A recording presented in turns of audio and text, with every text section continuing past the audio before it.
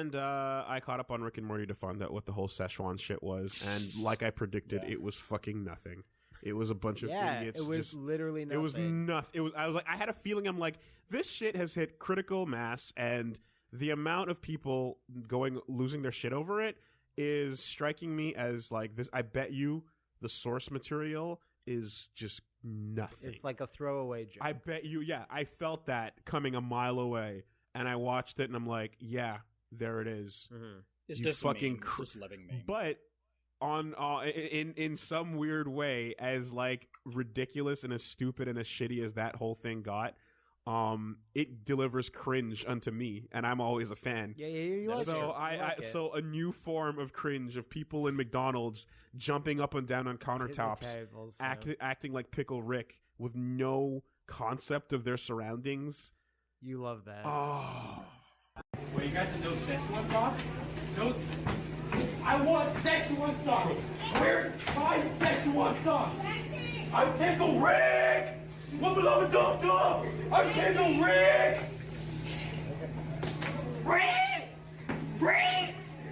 I'm Pickle Rick. Rick. What the heck? What? Oh, it burns so good.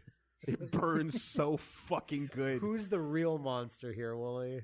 You know, and it's the type of show that like yeah, I feel it's so interesting because I think you just tweeted out Plague Rick and Morty is something that helps identify people that are basically on Mount Stupid, right? Like it's not that people that are I like for the most part Rick and Morty. I think this past fourth season has kind of not fourth, third. Is it third or we're on the third right now? Third. But this past season has has made me think, it kind of seems like they don't really know where to go with this, so they're just resetting everything over and over again. Or even like the first episode of this season was like, we didn't really know what to do with it, so just fuck it, and they just threw out the cliffhanger from the past. Yeah, right. And so it seems like their strength is just in the concept. They don't want to go far beyond that. Well, every show that is all about like just dumb jokes from episode to episode of random adventures and hijinks eventually does the thing where they're like, time to start building up a plot. And then you start like Futurama, Steven Universe, Adventure Time, Invader Zim, fucking what's it called? That ends nicely. Reboot.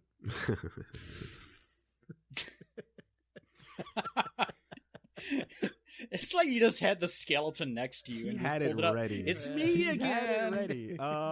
Jingle. No, I was trying to say. You need to give me more I was trying to say information. Gravity Falls is what I was trying to say. Oh yes, Gravity Falls. But that's a short written, really tight one, you know. But a lot of these shows basically do that thing, and it's cool they because exist as their premise. And then eventually you can go, you can put together just these episodes to see the plot unfold, and fucking Cowboy Bebop, right? The vicious episodes, right? There's always fun stuff like that.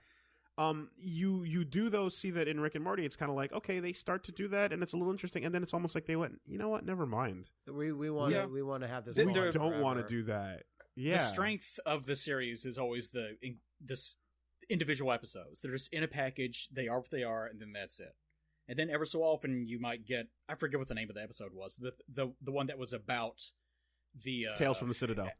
Yes. Yeah. You even knew what I was going to say. Yeah, of course. Because that was the standout as far as the core, whatever the main time, whatever the fuck you want to call it, the vicious episodes. Exactly.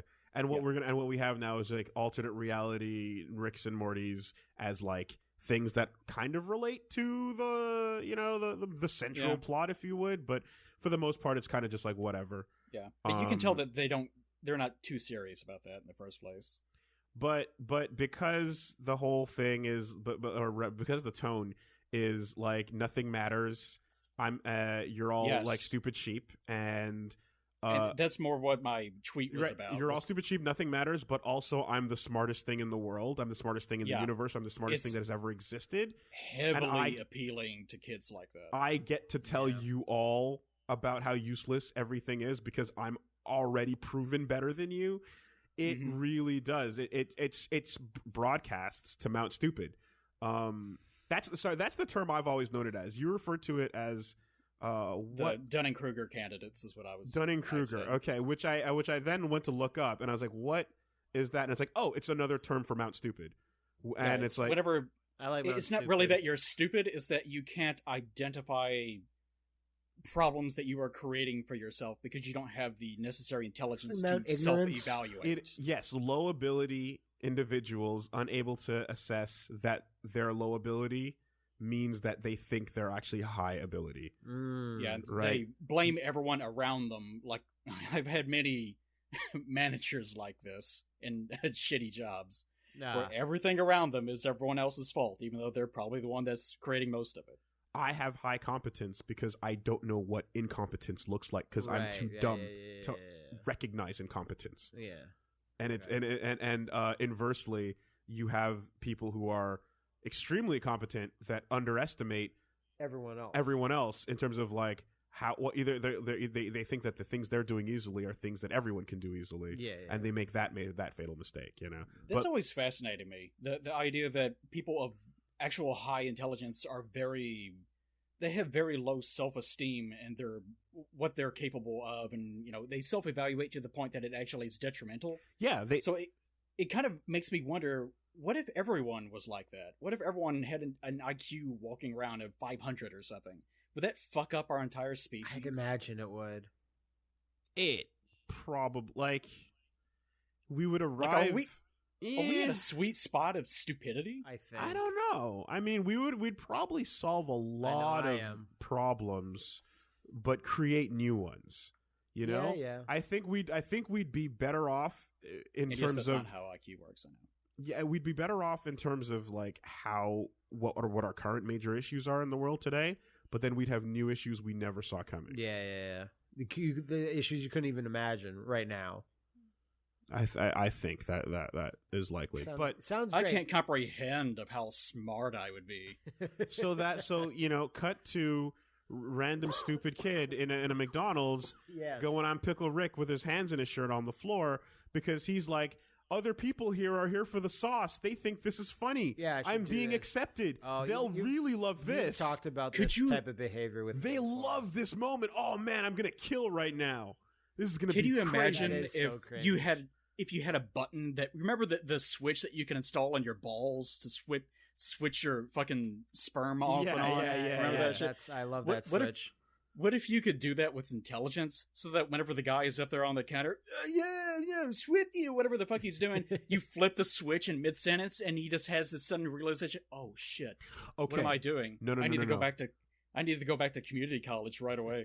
Well, right away. So what you're describing it's my favorite item from any fictional anything of all time. It is my number one favorite item. This exists. It was made only in the Hitchhiker's Guide to the Galaxy. I knew it was going to be Hitchhiker's Guide. The books were. I mean, the books were fine. The radio drama was fine. They were all good. They all had different things, strengths and minuses.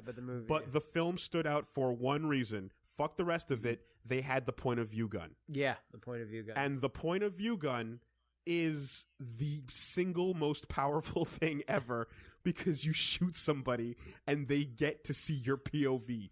They understand, they empathize with the person who shot them with the thing. They have like a whole long scene all revolving just around it. It's incredible. And you fucking get shot with it and you shoot that guy on the counter and he looks around and goes, oh. If you put the point of view gun into BoJack Horseman and wouldn't even gotten a couple of episodes into it, everyone would just been like, sure, and it would have just ended the series. But probably wouldn't fix them still. No, maybe not. But just like walk up, make them realize that, like to Kim Jong-un and just shoot him with the point of view gun. And he goes, fuck. Are you serious? Oh, man. Right?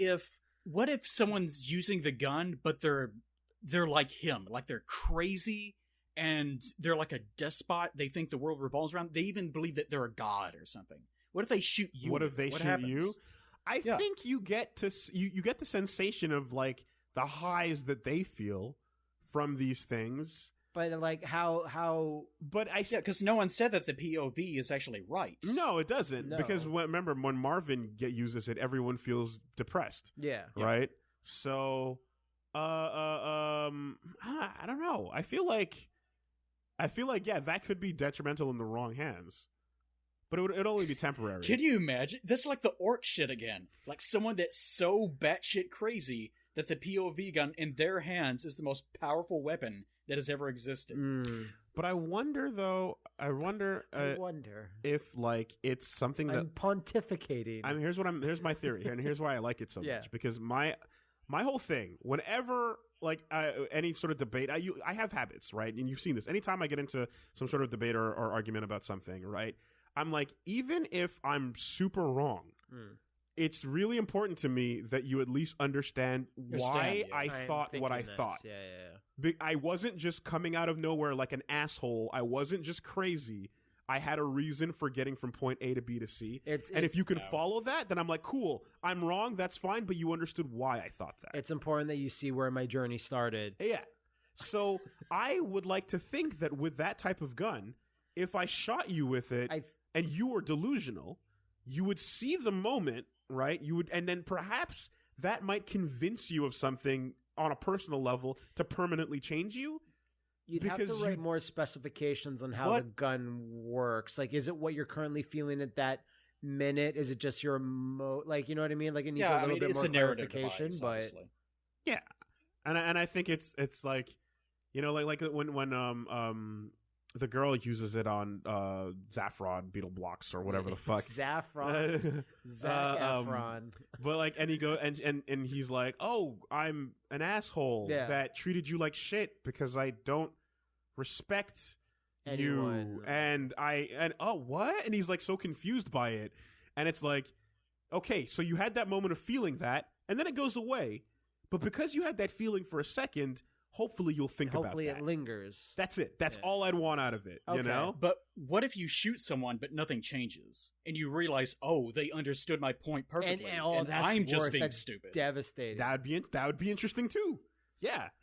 That would be really interesting too. Well, he just wants an interesting gun. Well, unfortunately. He wants to make things interesting. Because so much dumb conflict based on like, you don't realize what it would be like in someone else's shoes. It would avoid a lot of unnecessary bloodshed. Like you just don't have any concept of what it's like to be in this person's shoes, and everything about the way you were brought up, like reinforces your beliefs. That's why the comic book where the Punisher becomes black for a week is extremely progressive. Yes, I was about to say. And unfortunately, when Lois we don't Lane have becomes black or fat. Yeah.